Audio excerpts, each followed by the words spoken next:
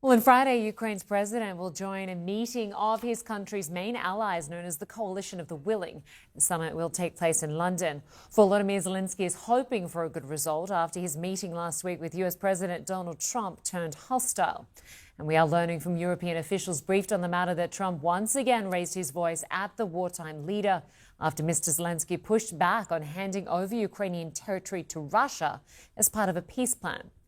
After his phone call with Russian President Vladimir Putin on Thursday, Trump is now pressuring Ukraine to accept the end of the war along the current battle lines, likely meaning that Russia would keep the Ukrainian territory it currently holds. President Trump says he will meet with Putin in Hungary next month, but it appears plans to make that happen are on hold.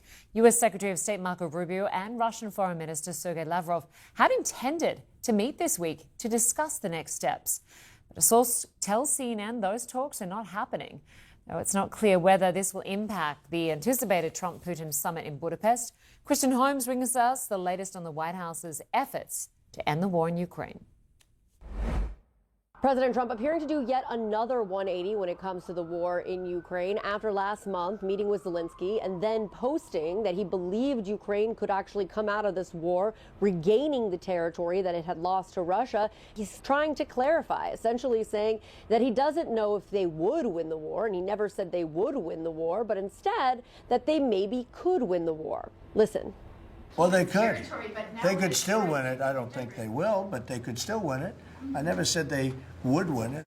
Now, this comes on the heels of even more reporting about that meeting between Zelensky and President Trump on Friday. We had reported already that it had been tense, direct, at times, quote unquote, uncomfortable. But now we're learning that it went beyond that. Points, one source saying that voices were raised, that President Trump grew frustrated, particularly because he was trying to encourage Ukrainian President Zelensky that he was going to have to give up land, that Zelensky was kind of pushing back on that notion. And President Trump grew frustrated. Now, we know that this request for land, to have Ukraine give up land, came as part of the conversation that President Trump had the day before with Russian President Vladimir Putin. So all of this to say it's unclear where things stand with the Russia-Ukraine war, where it stands between Putin and Trump. At the same time, you're starting to see senators back away from a sanctions bill, Republican senators, of course. It's the same time you're hearing President Trump really ramping up this rhetoric against Ukraine, or at least that was separate from what we had heard him saying for the last several months.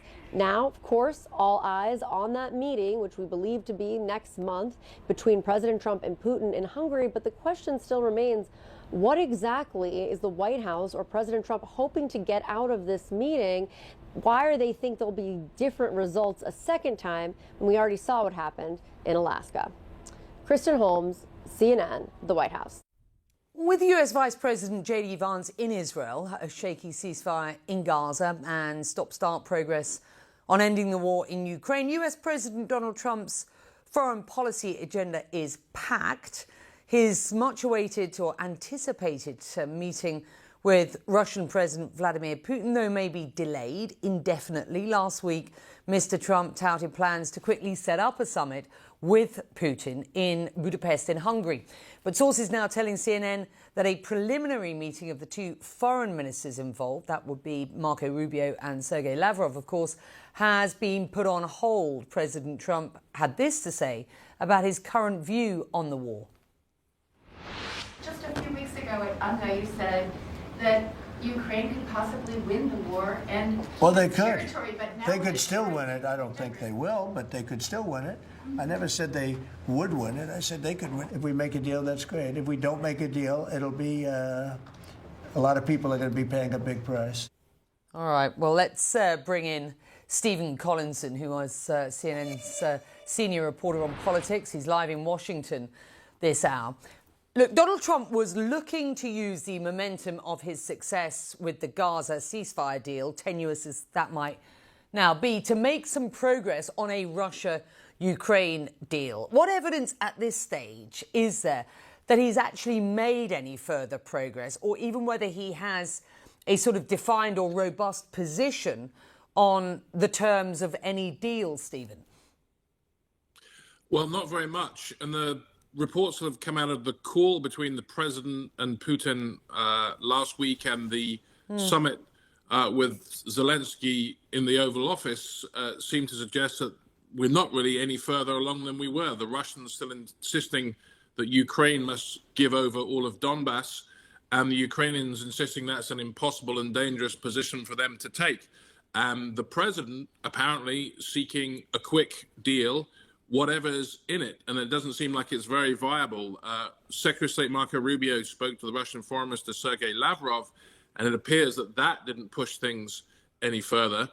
So I think we're seeing almost parallel things right now in Russia, Ukraine, and regarding the Middle East, is that the administration is trying to fill the gap, if you like, with things that look like momentum, but aren't really adding to the process moving forward. You were talking earlier about J.D. Vance in the Middle East. So that is a time-honored tactic of diplomacy, just to try to keep things alive. But it seems that there's no momentum on the Russia front. And if they hope to get momentum from the Middle East front for Russia, that seems to be stalling as well.